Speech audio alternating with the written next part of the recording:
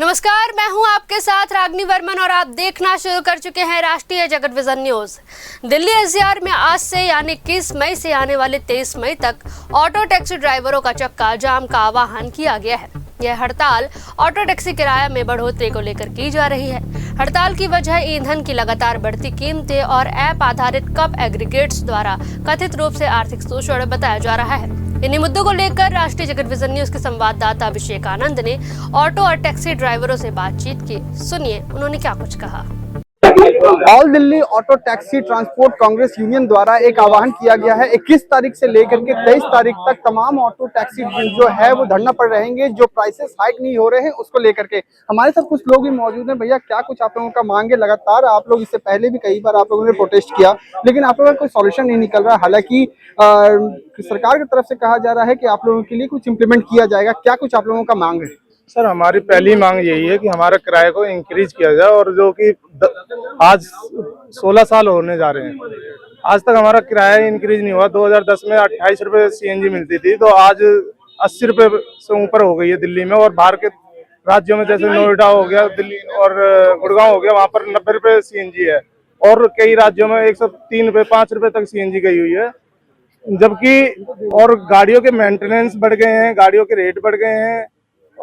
Rate बढ़ने के बाद और जो फल सब्जियां लेते हैं सब पे रेट बढ़ जाते हैं, मगर हमारी टैक्सियों का, ऑटो का, इनका किराया नहीं बढ़ रहा। इनका किराया बढ़ाना चाहिए। और सबसे जरूरी बात, जो 16 साल से हमारे रेटों को दबा कर बैठे हो, तो हम कैसे सरवाइव कर पाएंगे? 12.5 रुपए किलोमीटर आपने दे रखा है, मगर जो अब ऐप कंपनियों के थ्रू चलते हैं हम, तो वो 9 रुपए 10 रुपए 11 रुपए से रेट ऊपर नहीं आता है, जबकि 12.5 रुपए हमें मिलना चाहिए। तो अब 12.5 रुपए भी नहीं मिल रहा है, और 12.5 रुपए में हम सरवाइव भी नहीं कर सकते हैं किसी भी हाल में। हमारा रेट कम से कम 18 से 25 रुपए का रेट तय होना चाहिए, जिसमें सीडान गाड़ी भी होती है, एक्सल भी होती है और मिनी भी होती है।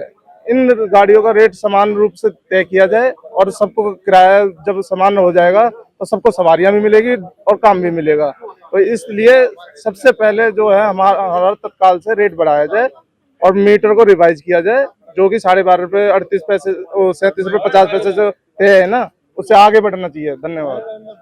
तो और भी लोगों से बात कर लेते हैं। भैया, क्या कुछ मांग है आपका? हालांकि प्राइस आप लोगों का हाइक नहीं हो रहा, लेकिन जो ऑनलाइन की अगर मैं बात करूं तो सभी लोग जो है वो ऑटो को छोड़ करके टैक्सी में जा रहे हैं, क्योंकि टैक्सी का फेयर कम बताया है, ऑटो में ज्यादा बता रहा है। किस तरीके से आप लोग देख रहे हैं इसको? भैया, सिस्टम वही है कि जब ऑटो का किराया टैक्सी से ज़्यादा होगा तो ऑटोमेटिक कस्टमर एसी में जाएगा ना, फिर टैक्सी में जाएगा, तो ऑटो वालों का किराया, मतलब ऑटो वालों का काम टैक्सी वाले खा गए।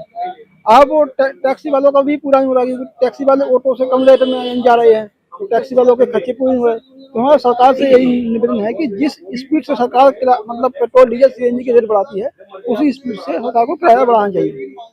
यही बात। आपका क्या कुछ मांग है भैया? लगातार हालांकि लोग बता रहे हैं कि 16 साल से आप लोगों का केसेस जो है वो पेंडिंग में है। एलजी साहब इसको कुछ भी समझ नहीं रहे हैं, दरकिनार हमेशा कर रहे हैं। क्या लगता है कि ये 3 दिन के आह्वान से आप लोगों को कुछ सॉल्यूशन मिल सकता है? सर, सोल्यूशन नहीं मिलेगा तो ये फिर आगे हड़ताल जारी रहेगी, क्योंकि हमारा किराया बिल्कुल ऐसा किराया नहीं मिलना है जो हम घर का खर्चा चला पाए या गाड़ी की किस्त दे पाए, गाड़ी का मेंटेनेंस करा पाए। इतनी महंगाई हो गई, सीएनजी, पेट्रोल और पार्ट्स जो गाड़ी के वो भी महंगे हो गए, सर्विस भी महंगी हो रही है गाड़ी की। और जो हमें पहले किराया मिलता था ना, वो किराया नहीं मिल रहा है इस टाइम, जबकि सीएनजी 90 की लगभग, दिल्ली में 80 है, बाहर 90 की लगभग है, कहीं कहीं 100 भी है। तो सर उस हिसाब से हमें किराया नहीं मिल रहा। हमारे ड्राइवर भाई बहुत परेशान है, हम भी परेशान है, और इसलिए हम सरकार से मांग करते हैं हमारा किराया बहुत जल्द बढ़ाया जाए। भैया ने जैसे कहा कि सर्विस के बारे में, आप लोग कहीं पे भी जाते हैं तो जो पार्ट्स वगैरह होते हैं उसके प्राइसेस हाई हो गए हैं। सरकार की तरफ से ये रेखा गुप्ता ये कह रही है कि जो सर्विस पे गाड़ी नहीं है, जिसका टर्म पीरियड ओवर हो गया है, उसका सारा कुछ पहले जांच किया जाएगा, उसके बाद ही वो गाड़ी चल सकती है, उसके अलावा नहीं चल पाएगी। आप लोग जो है सर्विस की वजह से भी काफी परेशान चल रहे हैं, पार्ट्स की वजह से परेशान चल रहे हैं, जो डीजल पेट्रोल जो है उसमें प्राइसेस हाइक हो गए हैं। घर परिवार किस तरीके से चल रहा है? इतनी महंगाई में किस तरीके से आप लोग सर्वाइव कर रहे हैं? हर चीज में महंगाई बढ़ गई है, पर हमारा जो किराया है वो घटता ही जा रहा है। सीएनजी का रेट, डीजल का, पेट्रोल का सब रेट बढ़ गया है, पर हमारा किराया डाउन में ही आ रहा है, तो सरवाइव करना मुश्किल है हम लोगों का इस टाइम। जी, मेरा नाम अरुण हुआ। 10 वर्ष पीछे जो किराया मिलता था, जी, उसका आधा मिल रहा है आज के समय में। अब आप खुद सोचिए कि एक कोई किसी कंपनी का कर्मचारी अगर 10 साल पीछे 10,000 रुपए में काम करता था, आज वो 5,000 में काम कर लेगा और अपना बच्चा पाल लेगा। आप गाड़ियों की हालत देखिए, आप लोग पत्रकार हैं, आप लोगों को अच्छे से पता है, रोड पे आप लोग चल रहे हैं, देख रहे हैं, किसी का टायर नहीं है, कोई 500 रुपए में टायर डलवाता है कबाड़े से, फाइनेंस पे टायर तक डलवा रहे हैं ड्राइवर्स, बजाज से इधर उधर से कर्जे में लेकर के। पार्ट्स जो है जो जितने हैं वो कबाड़े से खरीद के डलवाते हैं। गाड़ियों की हालत बिगड़ी हुई है। आप सोचो कि जिसकी रोजी रोटी है वो अपनी रोजी रोटी को संभालेगा ना, क्योंकि हमारे लिए तो हमारा वो व्यापार है ना, हमारे घर का रोजी रोटी है, तो उसको हम सेफ्टी से रखेंगे, सजा के रखेंगे, बढ़िया खर्चा करेंगे। अगर हम कमाएंगे तो हम उसको मेंटेन कैसे करें? जब हम उसको मेंटेन नहीं कर पा रहे, हम बच्चों का खर्चा कैसे चला रहे होंगे? आप सोचिए। पहले हम बच्चों के प्राइवेट स्कूलों में पढ़ाते थे, आज सरकारी स्कूल में पढ़ा के हम फिर भी सरवाइव नहीं कर पा रहे। हम EMI नहीं दे पा रहे।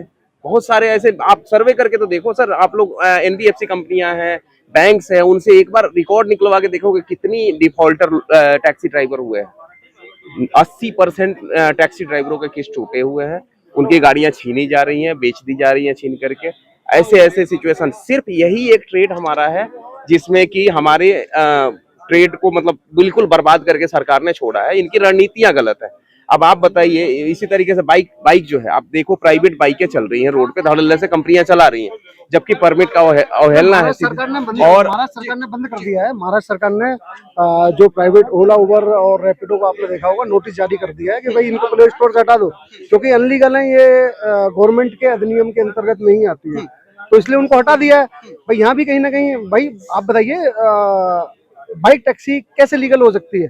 प्राइवेट इंश्योरेंस, कल को अगर कस्टमर को, जो राइडर बैठा हुआ है, और उसको खुदा ना खास कोई दुर्घटना हो जाती है, तो क्या क्लेम मिलेगा? नहीं मिलेगा ना क्लेम, क्योंकि वो कॉमर्शियल में है ही नहीं। नहीं, पहली बात मोटर व्हीकल एक्ट की उसने तो क्लेम तो मिलेगा नहीं, वो तो सबको पता है इजली, मगर मोटर व्हीकल एक्ट का अवहेलना है। इतनी बड़ी तादाद में दिल्ली के अंदर, दिल्ली देश की राजधानी है ना सर, यहाँ पे इलीगल काम हो रहा है, खुलेआम हो रहा है, सरकार के कानून के नीचे हो रहा है। सरकार क्या कर रही है? सोई हुई है।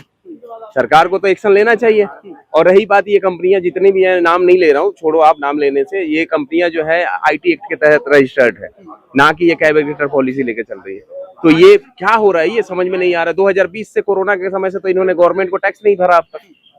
तो ये तो ऐसे करके ये बिल्कुल खुलेआम ये किराए को एल्गोरिज्म पे चला करके और शोषण कर रहे हैं, निचोड़ रहे हैं एकदम ड्राइवर्स को कहते हैं ये पार्टनर्स क्या है? ड्राइवर्स तो ऐसे ही बर्बाद है। तो पार्टनर बना के रखा है, 10-15 लाख रुपए, 10 लाख, 5 लाख, 8 लाख रुपए लगा के सबके पैसे, और इन्होंने एप्लीकेशन खड़े करके मौज काट रहे हैं अपना। सरकार को भी अपने साथ लेकर के घूम रहे हैं, मिल रहे हैं, इधर उधर बात कर रहे हैं। आपने देखा होगा कि उबर के CEO आए हैं, पूरी जगह हर जगह वो अपना पैर पसार रहे हैं, मिल रहे हैं। तो इनको तो दिक्कत नहीं है ना, इनको जब दिक्कत उनसे नहीं है तभी तो हम लोगों की शोषण ये देख रहे हैं, आराम से बर्दाश्त कर रहे हैं। यही कंपनियां कदर कर रही हैं। तो देखा कि किस तरीके से परेशानियां जो है वो साफ तौर पे नजर आ रहा है। हालांकि तमाम जो ऑटो टैक्सी ड्राइवर जो हैं एक परेशानी को लेकर के झेल रहे हैं कि क्यों नहीं उन लोगों के प्राइसेस हाइक किए जा रहे हैं। हालांकि जो पब्लिक बाइक जो चलाते हैं उनको कोई भी परमिट नहीं दिया गया, लेकिन वो भी सड़कों पे धड़ल्ले से चल रही है। अब देखने वाली ये बात होगी कि 16 साल से जो केस पेंडिंग चल रही है, आने वाले वक्त में इनके आह्वान से क्या लगता है कि सरकार इस पे इम्प्लीमेंट करती है या नहीं करती, वो तो आने वाला वक्त ही बताएगा। वीडियो जर्नलिस्ट राहुल के साथ अभिषेक आनंद, राष्ट्रीय जगत विजन न्यूज, दिल्ली। फिलहाल इस खबर में बस इतना ही। देश प्रदेश की तमाम बड़ी खबरों से अपडेटेड रहने के लिए देखते रहिए राष्ट्रीय जगत विजन न्यूज। नमस्कार।